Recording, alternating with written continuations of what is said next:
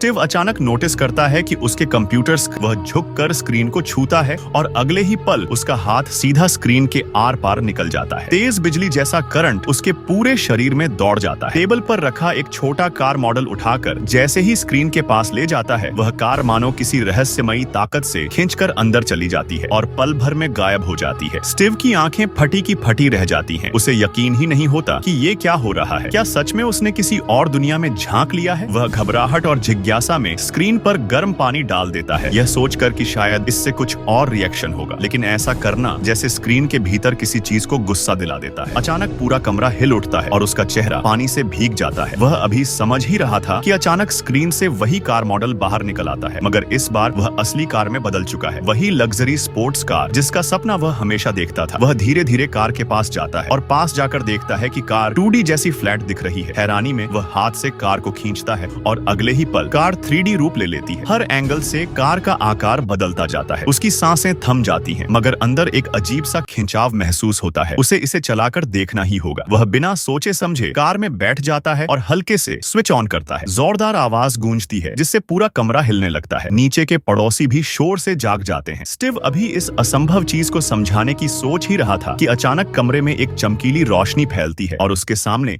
एक एलियन प्रकट हो जाता है। उसकी बड़ी बड़ी आंखें रहस्यमयी रोशनी से चमक रही थीं और वह लगातार स्टीव को घूर रहा था, जैसे उसकी पूरी जानकारी स्कैन कर रहा हो। स्टीव जड़ हो जाता है, कुछ समझ ही नहीं पाता। उसे ये अंदाजा भी नहीं था कि वह एलियन पहले ही उसके